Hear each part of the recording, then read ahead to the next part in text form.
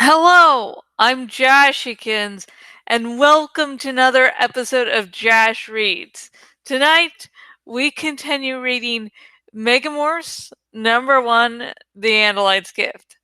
Now, tonight is a little something special, so if you're, heartbroken from Avengers Endgame, which I have still not seen, so, no spoilers, or if you're recovering from last night's episode of Game of Thrones, where, in all honesty, no major characters died, but my favorite character is not a major one, so fuck me, right? So, yeah, so if you're recovering, like me, if, you need something a little interesting, like a little something, this night, this night's chapter is narrated by Axe. Yes, folks, you heard this right. This is the first time in the Animorphs series we are hearing from Axe's point of view.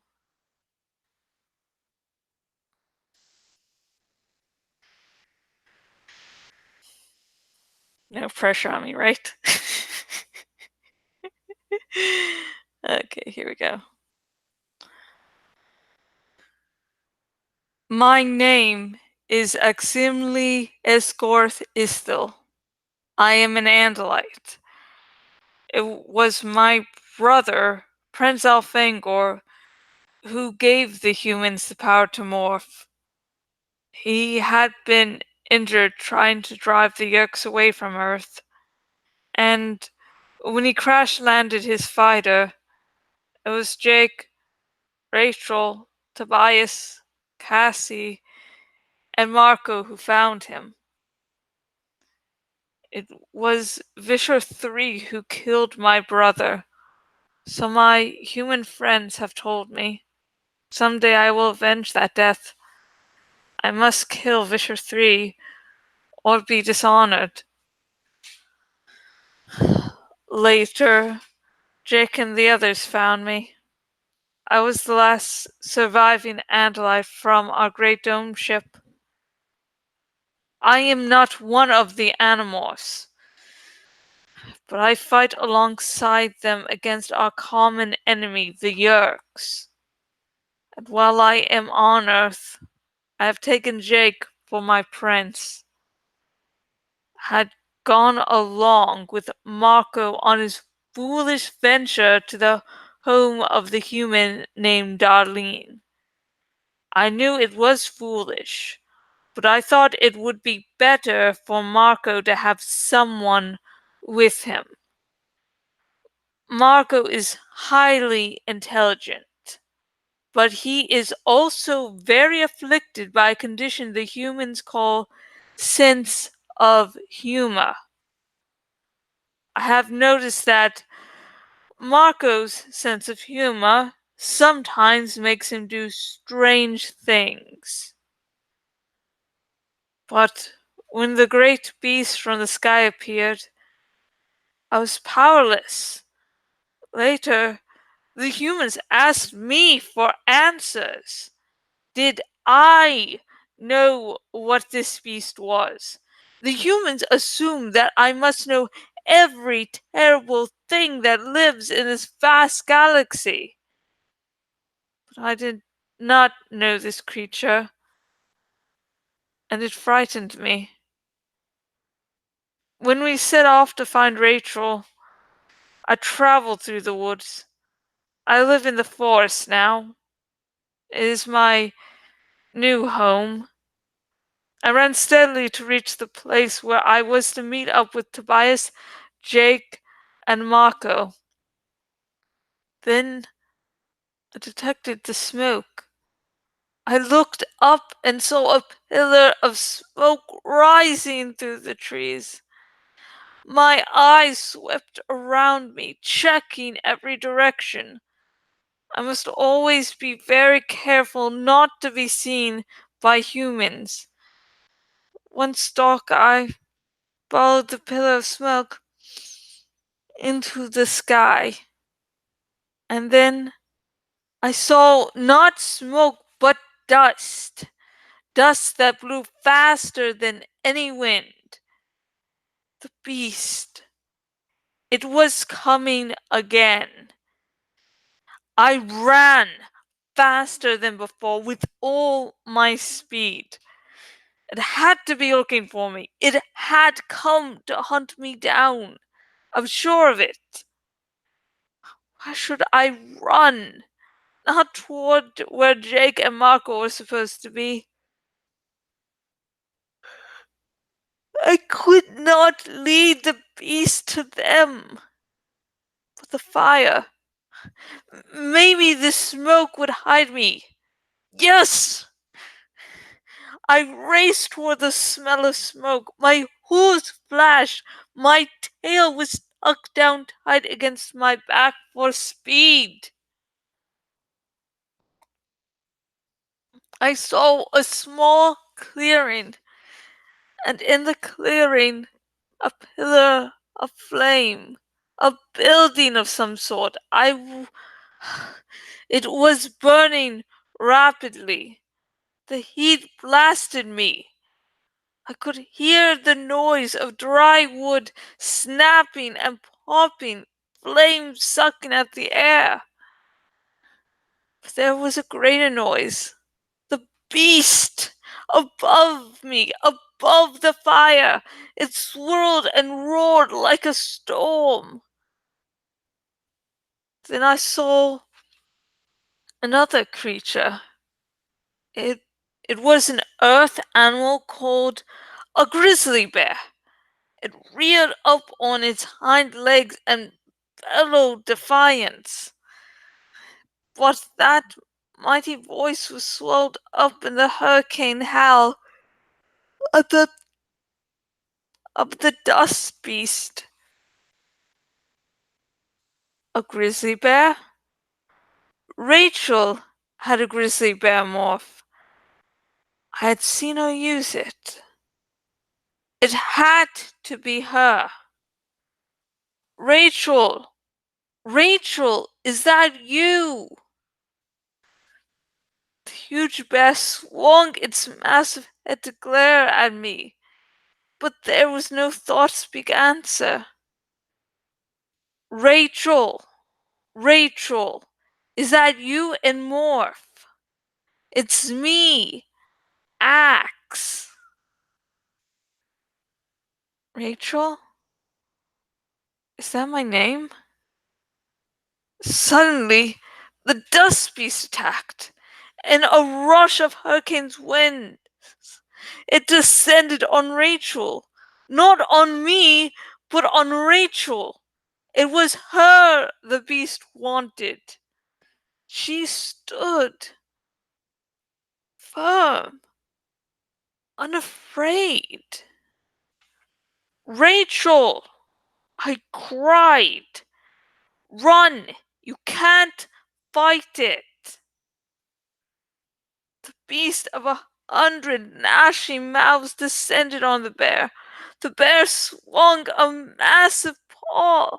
It was a blow that would have knocked my head from my shoulders. A blow that would have punched through steel. The claws raked the dust beast's closest mouth. Roar! The bear cried in sudden pain. Its paw was gone, simply gone. In its place was a shattered, bloody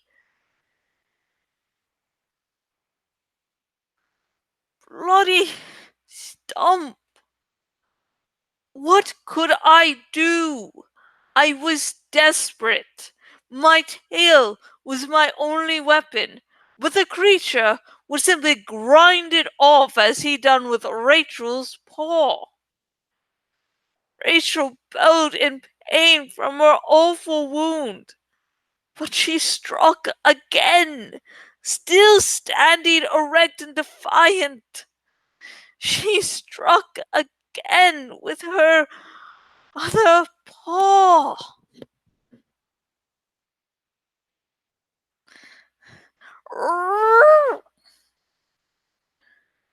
This Then our leg was gone, and now I could see human terror shining through the bear's eyes. Rachel! I cried in despair. My Andalite tale was useless. I needed something else, anything. I searched my memory. What morph did I have to fight this monster?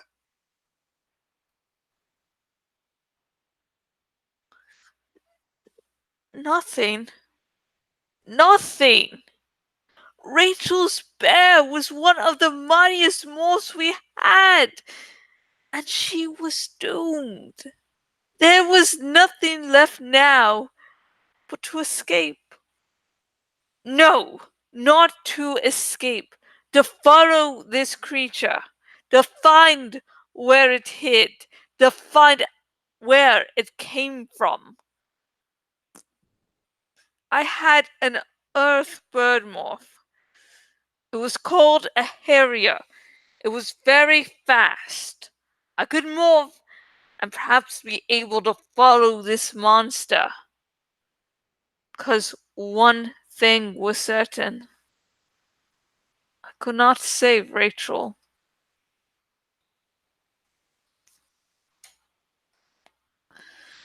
The dust beast descended on Rachel. It enveloped her completely. I could no longer see her. It was as if a cloud was swallowing her up. The beast shifted and flowed and reformed to engulf the raging bear that was my human friend, Rachel. Shaking with fury and horror, I began to morph, and suddenly, with a speed that was shocking, the dust beast stopped. It lifted away from Rachel. It exploded upward, away from her, and came at me. Right at me. And in the few seconds left to me, I realized the morphine. It was the morphine.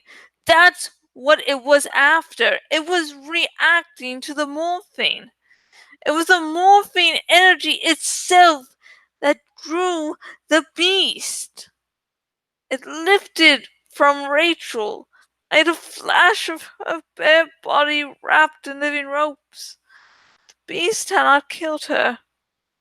It had wrapped her up, as if wrapping a gift. Living ropes dissolved to rejoin the dust beast and become part of it. 100 mouths and 1,000 whirling blades descended on me. Now it was after me, and I knew that if I struck it with my tail, it would leave me with a bloody stump. I could not fight it. To fight was to be shredded. I stood still. I burst them off and regained my complete ant-like form. I felt the beast around me. It suffocated me. It choked me. It wrapped me tightly in a cocoon till I could not move an inch. I felt myself being lifted up from the ground, up and up, faster and faster, unable to see, able only to hear the wild winds of the beast itself. But now I understood. I knew where it was taking me. I knew the purpose of the beast, and with a fear that chilled me to my bones, I realized that I knew its master's name.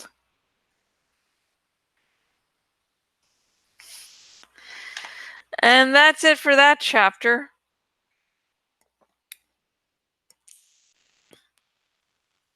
I have not really yet nailed down to what I want to do with Axe's voice. So this accent that's most likely terrible, I don't know anyone else's opinion, but to me it's a little, I don't know what it is. So I don't know if Axe's little accent will change or not. I think it took a while for me to become comfortable with a voice for Visher 3. So, not every character I do has one of those voices. And I'm hoping Axe will, because, yeah. Sorry, I'm getting sleepy.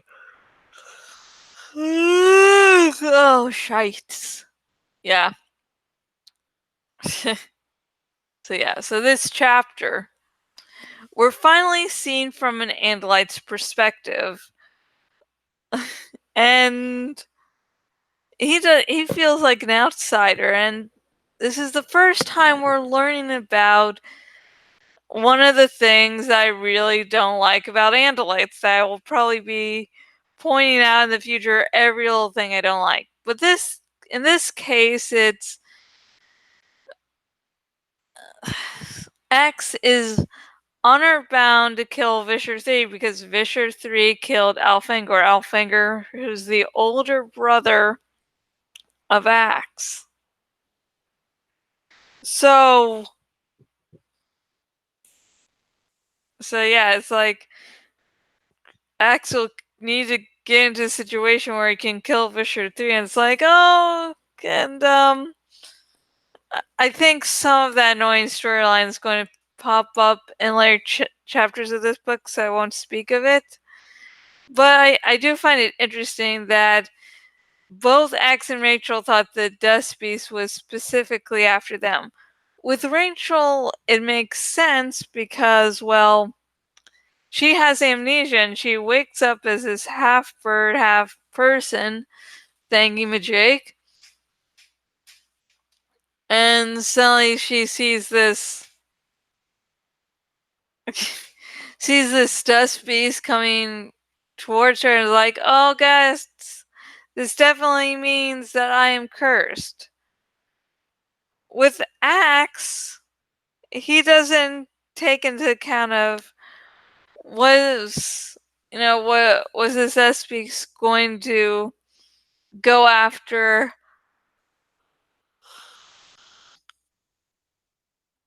No, is this dust beast going to go after one of my friends? And if Marco was there right by Axe, but Axe is like, yeah, obviously the dust beast was after me, because why would a dust beast go after humans? I mean, that makes like zero sense. So I find it interesting. It's like Rachel's amnesia and Axe's pride both made them think the Dust Beast was specifically after them. So, what did you think of this chapter? What do you think about about the first chapter that Axe is narrated? And were you looking forward to Axe finally narrating a book or a chapter? Please comment down below. I'm sorry, I'm just getting yawned and sleepy. So it's very good combination here. Sleepy, tired. Yay. So sorry, my mind like jumped around like a million times, and I'm surprised I'm able to form sentences. But yeah, what did you think about the chapter? Any of the topics I mentioned? Just comment below and start a conversation. But remember, no major spoilers. No, because I'm hoping beyond hope that new people come into the series unaware of what's going to happen, and so they notice. And so they're like, oh my god, this happened, that happened, oh my god. They can have that quote unquote fun experience. And if you do want to talk spoilers with me, if you're on the YouTube's link in the description, and that link goes to my Tumblr Ask box where you can talk about anything related to Animorphs with me. And if you're one of the newcomers to this series, hello, welcome, new Animorphs fan. This fandom does not have cookies, but it has cinnamon buns. The greatest inventions of mankind. Yeah. And if you watch this video today and you're like, oh my god, this actually seems pretty decent, I want to read the actual book. If you're on the YouTube's link in the description, if you're on my blog, the blog link down below, and both links will take you to where you can buy your very own copy of Megamorphs 1, The Andalite Gift by Kay Applegate.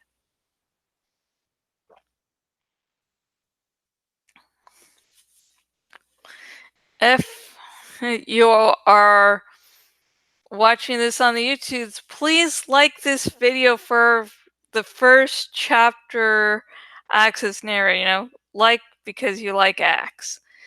And please subscribe to this YouTube channel. There is going to be more Animorphs content as I steadily get to doing dramatic reading of the entire series. If you're on my blog and watching on the desktop version of my blog, the blog, please choose to follow by email option so you'll never again miss an episode. No, sorry. And for some reason, my mind, as I said, I'm a little bit tired, so my mind goes from blog to YouTube and back again. Like, well, my brain and my mouth need to communicate a little bit more, so let me try it again. If you're watching on my blog and watching on the desktop version of my blog, please choose to follow by email option so you will never again miss out on a wonderful blog post by me. I don't just do these Jash Reads videos, I do some fan fiction, some long posts, and I'm like halfway through the outline process, so look out for that when it comes out in like 5 years. This is going to be a big undertaking. So let's see. I did that, and yeah, I think that's it. And the next episode of Jash Reads will be airing on Friday. Friday, you will get to see the adventures of the Animorphs continue. And again, next episode, Jash Reads, will be on Friday and we'll continue reading Megamorphs #1, The Andalite's Gift. Now, we're going to a sort of after show. Just, I work on a small little graphic and I work on only bits and pieces. No, I don't do whole big sections. I just do little bits and pieces. And so the latest episode of Game of Thrones, I'm going to be talking spoilers for the latest episode from here on out. So if you have not yet seen the episode and still want to, go so you don't get spoiled, because I'm going to be ruining one of the deaths. So yeah, that's going to be fun. If I'm avoiding spoilers for Game of Thrones. Oh shit! So yeah, just warning you. Live. Okay, live. Like Sorry, making sure it's recording. Now, in the latest episode of Game of Thrones, Sir Jorah Mormont was killed. It was an epic death for his character. It really fit him, but I'm a big Jorah fan, and I'm currently swimming in denial. So yeah, this quote unquote fan theory I've created has no basis in fact, and all its whole purpose is so that I won't burst into tears.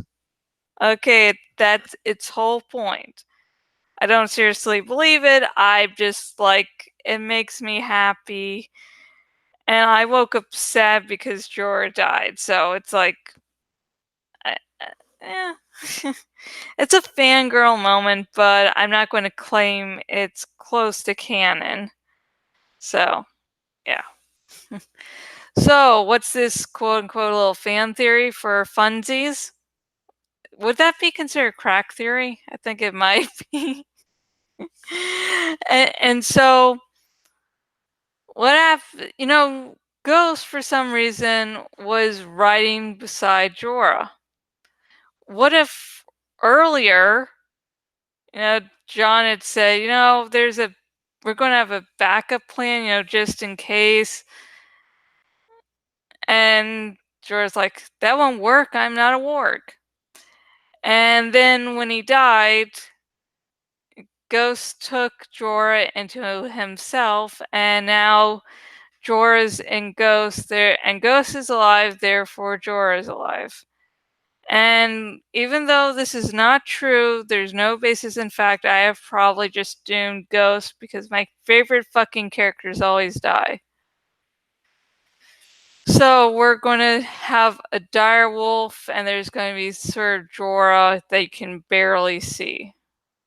Sort of to hint that Jorah's and Ghost. But today we're just going to be doing a background. And yes, I couldn't really find a nice, easy picture of Ghost. So, yeah, we're going to do something there. We just need to give him red eyes. And like, everything will be fine. Fine. Everything will be fine. I'm happy. But seriously, last episode's like supposed to be this big, epic deal. And then it's like, no major characters died. I adore Sir Jorah Mormont. I've also a big fan of Theon's storyline. I liked Lyanna Mormont, she was cool. But it's like, so I love Jorah the most. And so when he died, of course, I'm heartbroken. But the thing is, like, when you're going in that battle, big characters should have died to show that there were indeed stakes. It wasn't just like everything's going to be fine. That there be a real sense of loss. And now with Jorah dying, I do feel a sense of loss. But here's the thing: Jorah is not a character that everyone adores. You know, some people are like, "Oh, this is badass," but it's like they're not thinking, "Oh no, Jorah died." They're like, at least mine. They might be sad, but it's not the same feeling as losing your favorite character. So if they didn't lose their favorite character, they're not really going to be feeling that much pain. Like, it's like when you're trying to do a death that will freak everyone out, you're looking to kill people that everyone loves and adores, so that when they when they die, it's the good majority of the fandom will be up in tears, not outliers like myself. They're like, I really love Jorah Mormont. Okay, I'm trying to find where the one picture was I saw that was actually let me let's do Winterfell.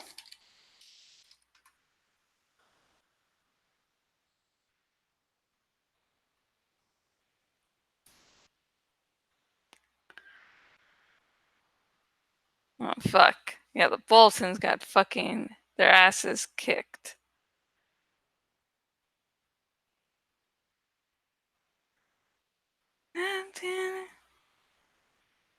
I can't look at those pictures right now. Yeah, Lyanna's death was really badass. Like, it was her against a white, not a white, I mean a giant. It's like Leon is this small little thing. And then it's like, he's like, I thought, oh my god, she's going to just get killed by this thing. And then it's like, she just stabs it through the eye and it dies. And like, that is fucking awesome. Though I will say, like, if it was a video game, the fact that that eye was like bright blue, I was like, that's a little bit of an indicator. This is what you hit. And I'm getting Bran out of the picture because this is I like. This is one of the backgrounds I could quickly find that I actually really like, but it's not your picture, Bran. Like, Bran could have told Theon, you don't have to risk your life. Just like wait like a few minutes and everything's going to be fine. No? No? Okay. Jorah crack theory.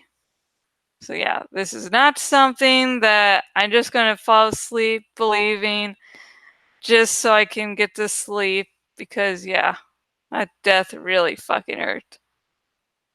And again, the next episode of Jash Reads will be on Friday and will be more of Megamorphs #1, The Andalite's Gift. So goodbye. Until next video. I think I already said goodbye. Bye a third time.